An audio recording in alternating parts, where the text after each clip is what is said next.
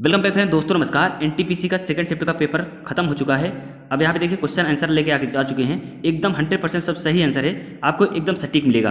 तो जबरदस्त पेपर, एकदम इजी था, बहुत ही आसान था। जो फर्स्ट शिफ्ट का हुआ था पेपर वो भी एकदम आसान था और सेकंड शिफ्ट का और ही आसान है।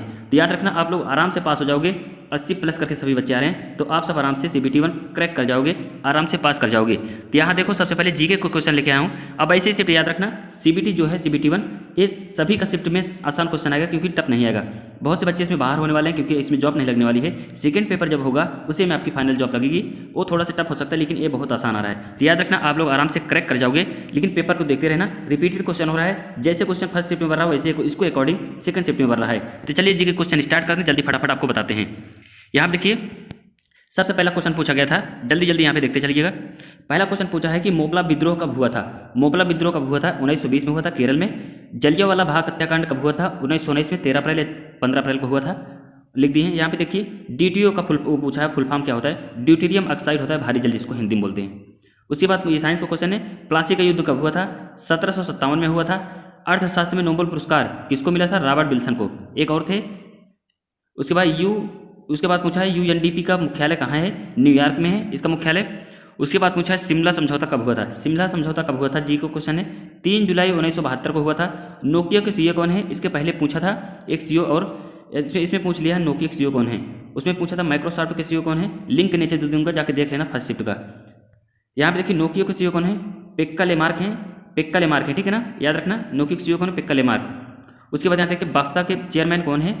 यहाँ देखो, मजूमदार है, ठीक है ना, मजूमदार है बाफ्ता के नए CEO, वो चेयरमैन है। उसके बाद यहाँ पे देखिए, बार्ग BARC, बार्ग का मुख्यालय कहाँ है? मुंबई में है। उसके बाद पूछा है फुल फॉर्म 2-3 आ रही है। फिस्सी का फुल फॉर्म पूछा है, FICCI का फुल फॉर्म पूछा है फिस्सी का, तो federal of Indian chambers of commerce, और उसके बाद इंडस्ट्री, ठीक है ना, इसका फुल फॉर्म हो जाएगा। फुल फॉर्म आ रहा है। विटामिन D की कमी से कौन सा रोग होता है? रिकेट्स होता है। UNSC का मुख्यालय कहाँ है? ये भी न्यूयॉर्क में है, इसका राइट आंसर हो जाएगा। उसके बाद पूछा पेटीएम के CEO कौन है? विजय शेखर शर्मा जी हैं। उसके बाद येन कहाँ की मुद्रा है? करेंसी कहाँ की? तो जापान की है, ठीक, येन। उसके बाद पूछा है राजस्थान के राज्यपाल कौन? कलराज मिश्र हैं, इसका राइट आंसर होगा। उसके बाद पूछा है गोल गुंबज। उसके बाद पूछा गोल गुंबज कहाँ पे? तो बीजापुर में है, इसका राइट आंसर होगा बीजापुर। राहुल गांधी संसद क्षेत्र का नाम क्या है? राहुल गांधी जहाँ से चुनाव लड़े थे उनके संसद क्षेत्र का नाम का, जहाँ जीते हैं, वायनाड से लड़े थे, केरल में है, ठीक है ना। उसके बाद इसके पहले था यूपी में, अमेठी में था, वहाँ से हार गए थे। तो यहाँ पे वायनाड से लड़े थे, केरल से जीत गए थे राहुल गांधी जी। आगे बढ़ते हैं। उसके बाद अगला क्वेश्चन देखते हैं कहाँ से आया है। अगला क्वेश्चन पूछा है साइंस से, नाभिक की खोज किसने की थी? रदरफोर्ड ने की थी। और उसके बाद पूछा है NDA की ट्रेनिंग कहाँ पे होती है? कहाँ पे है? खड़गवासला में है, ठीक है ना, खड़गवासला में, पुणे में। और उसके बाद पूछा है बुद्ध की सबसे बड़ी यानी प्रतिमा कौन सी है? तो स्प्रिंग टेम्पल है बुद्ध जी की। उसके बाद पूछा है कि साइंस का क्वेश्चन है, क्लोरीन यानी Cl किस ब्लॉक में आता है? यानी पीरियोडिक टेबल में पूछा है, जो Cl है कहाँ पे रखा जाता है? तो P ब्लॉक में आता है, ठीक ना, P ब्लॉक में। उसके बाद यहाँ पे देखिए G20 कहाँ पर हुआ था? G20 2020 कहाँ पे हुआ था? सऊदी अरब में। उपराष्ट्रपति का वेतन कितना होता है? 4 लाख होता है इनका उपराष्ट्रपति का वेतन। उसके बाद पूछ द्रव्यमान कैसी राशि है? अदिश राशि, सदिश राशि? कमेंट करके जरूर बताना, अदिश राशि है सदिश राशि। उसके बाद यहाँ पे देखो, GNP का फुल फॉर्म पूछा है, ग्रॉस डोमेस्टिक प्रोडक्ट, इसका हो जाएगा फुल फॉर्म। उसके बाद पूछा कार्ल लैंडस्टीनर ने खोज किसकी की थी? तो ब्लड की खोज की थी, खून की, कार्ल लैंडस्टीनर। उसके बाद पूछा है कि माउंट एवरेस्ट की नई ऊंचाई क्या है? तो 8,848.86 मीटर है एवरेस्ट की ऊंचाई, ठीक है ना, माउंट एवरेस्ट। उसके बाद फीफा 2022 कहाँ पे आयोजित किया जाएगा? कतर में किया जाएगा। फीफा 2022 आयोजित किया जाएगा। फिल्म फेयर अवार्ड 2020 किसको दिया गया? गली बॉय को दिया गया, ठीक है ना। इतने सारे क्वेश्चन थे, 30 प्लस क्वेश्चन थे। और आपको दिखाते हैं रीजनिंग में क्वेश्चन कैसे पूछे गए थे, हिंदी में, उसमें मैथ में। स्क्रीनशॉट लेना अच्छे से, बाकी जितना होगा शाम को नाइट में अच्छे से वीडियो बन जाएगी, इसकी अपलोड हो जाएगी, नहीं तो कंटिन्यू आपको वीडियो मिलती रहेंगी। स्क्रीनशॉट लेना अच्छे से, ऐसे ही पेपर आप सबका आएगा। उस पर मैथ में देखिए क्वेश्चन कैसे पूछा है। यहाँ देखिए, नंबर सिस्टम से 2 प्रश्न, LCM SCF से 1 प्रश्न, टाइम एंड वर्क 2 प्रश्न, SI CI 2 प्रश्न, प्रॉफिट एंड लॉस 2 प्रश्न, परसेंटेज 3 प्रश्न, मेंसुरेशन 1 प्रश्न, 2D 3D 2 प्रश्न, अलजेब्रा से 2 प्रश्न, ज्योमेट्री से 1 प्रश्न, ठीक है ना, पूछा गया था।